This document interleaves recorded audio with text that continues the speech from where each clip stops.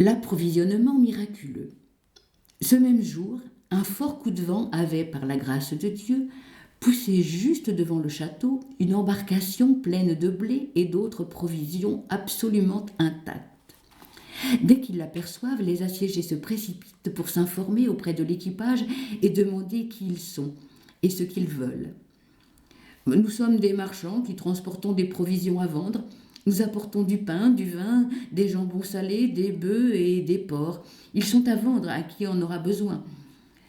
Béni soit Dieu qui a donné au vent la force de vous conduire ici, disent les émissaires du château.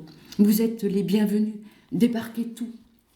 Tout est vendu au prix que vous voudrez. Venez prendre votre argent, car aujourd'hui, vous n'en finirez pas de recevoir et de compter les lingots d'or et d'argent que nous vous donnerons pour le blé, le vin et la viande. Vous en aurez une pleine charrette, ou plus si besoin est. L'affaire est conclue. Les uns achètent, les autres vendent. Ils déchargent le bateau et font apporter les marchandises au château pour réconforter les assiégés.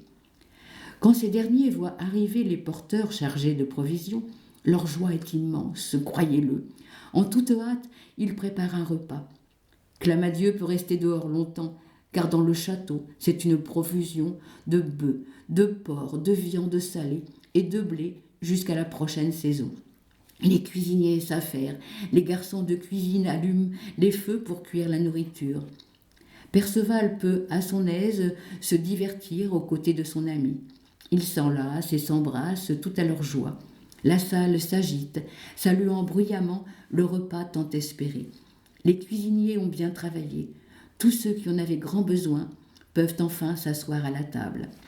Quand ils ont mangé, ils quittent la table. Clamadieu et les siens ont appris la nouvelle. Ils en crèvent de dépit. Ils n'ont plus qu'à s'en aller.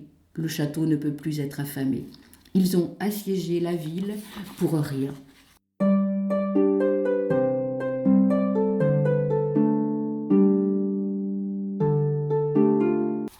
Clamadieu et Perceval s'affrontent en combat régulier. Clamadieu et Perceval s'affrontent en combat singulier. Mais Clamadieu, fou de rage, envoie un messager au château. Sans avoir consulté personne, il informe le chevalier Vermeil que jusqu'au lendemain midi, il pourra venir le trouver s'il l'ose, seul sur la plaine pour un combat singulier. À cette annonce, la demoiselle est fortement angoissée. Elle l'est davantage encore quand Perceval répond à Clamadieu qu'il livrera bataille, quoi qu'il en résulte, puisqu'il la réclame. La douleur de Blanchefleur redouble, mais rien ne fera revenir le jeune homme sur sa décision. Tous prient Perceval de ne pas aller combattre celui qu'aucun chevalier n'a jamais vaincu.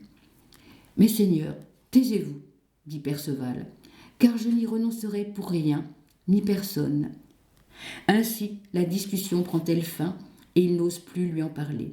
Ils vont se coucher pour une nuit de repos jusqu'au lever du soleil. Mais tous se sont contrariés, que leurs prières pour empêcher ce combat soient restées vaines. Pourtant, cette nuit-là, Blanchefleur le supplie souvent de ne pas aller se battre, de rester en paix, puisqu'ils n'ont désormais plus rien à craindre de Clamadieu ni de ses gens. Peine perdue, étrangement. Car dans ces demandes, il y a une grande douceur, et chaque mot est ponctué d'un baiser si doux, si suave, qu'elle lui met la clé d'amour dans la serrure du cœur. Mais rien ne peut le faire renoncer. Il demande ses armes.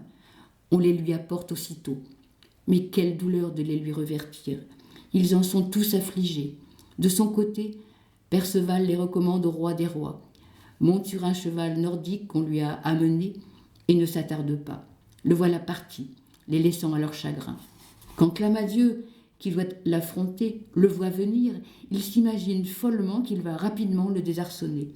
La plaine est belle et vaste, ils sont seuls tous les deux, car Clamadieu a renvoyé tous ses gens. Chacun tient sa lance baissée, en arrêt. Sans cri de défi, ils s'élancent l'un contre l'autre. Chacun a en main une lance aux manches en frêne et au fer tranchant. Les chevaux sont lancés au galop, les chevaliers sont en pleine force et se haïssent à mort. Ils se heurtent si rudement que les boucliers et les lances se brisent et qu'ils tombent à terre tous les deux. Ils se relèvent d'un bond et reprennent le combat à l'épée, longtemps, sans qu'aucun ne prenne le dessus. Je pourrais vous décrire le combat dans ses détails. Mais en un mot comme un sang, Clamadieu, à la fin, doit s'avouer vaincu, tout comme Aguinguerong avant lui. Il accepte les conditions du vainqueur pourvu qu'il ne soit pas emprisonné, à Beaurepaire, ni envoyé chez le noble seigneur du château. Mais il consent à se constituer prisonnier chez le roi Arthur et à délivrer son message à la demoiselle rudement frappée par queue. Elle sera vengée, quoi qu'il en coûte à Perceval, si Dieu lui en donne la force.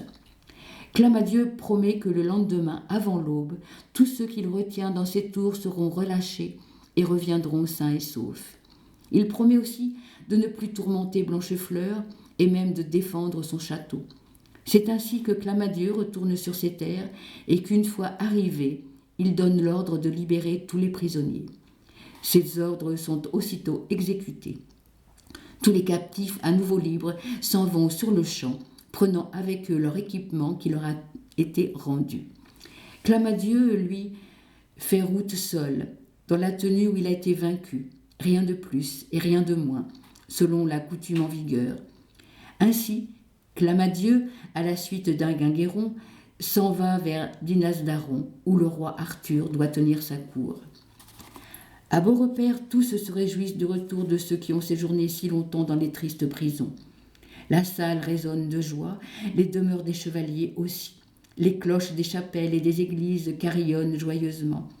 Pas un moine ou une nonne qui ne rende grâce à Dieu. Par les rues et par les places, tous dansent. La fête bat son plein au château, terminés les assauts et les guerres.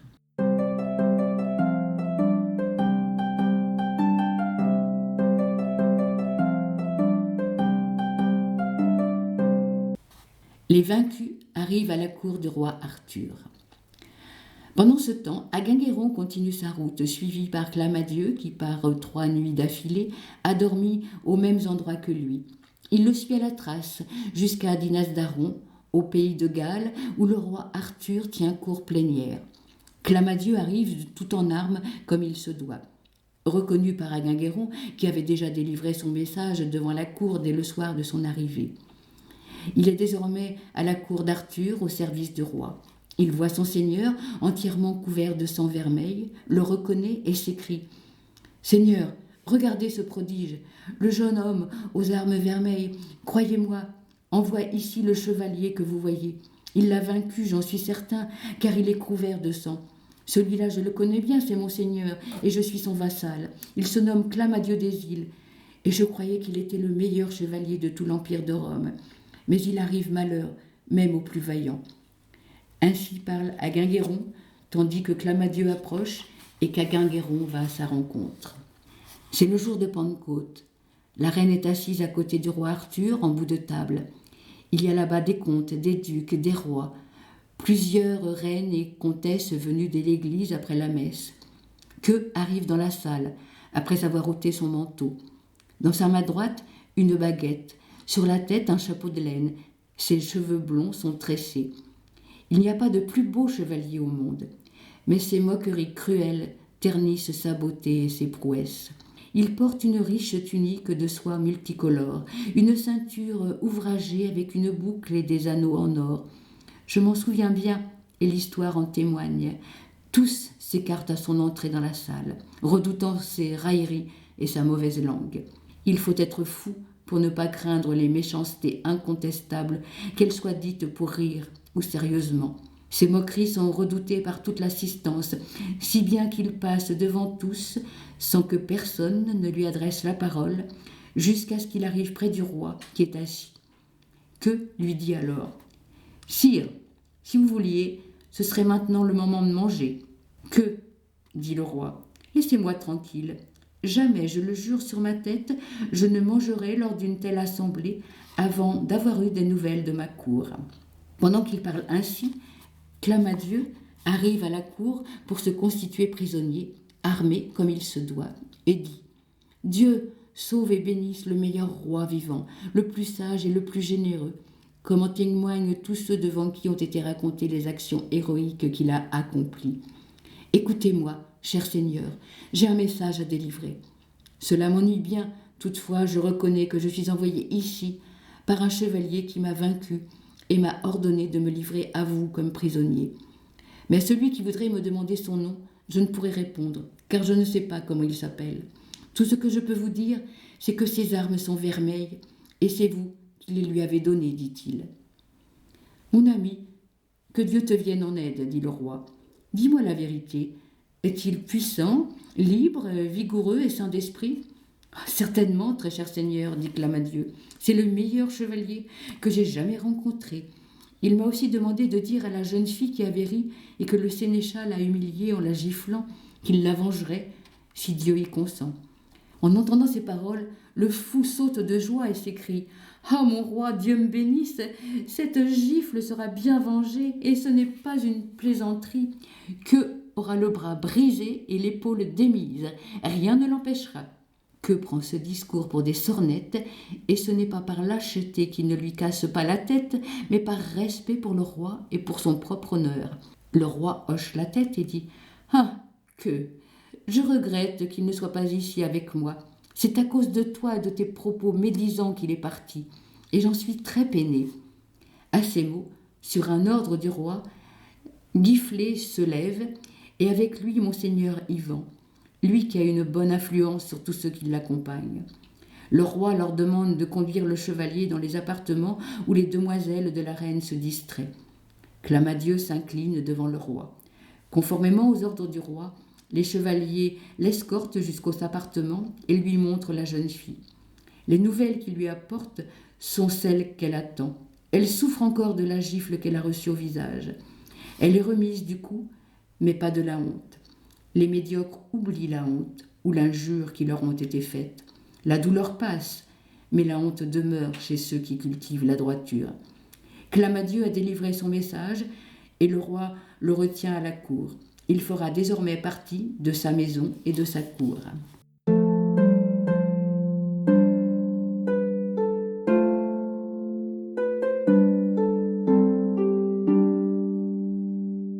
Perceval quitte Beaurepaire.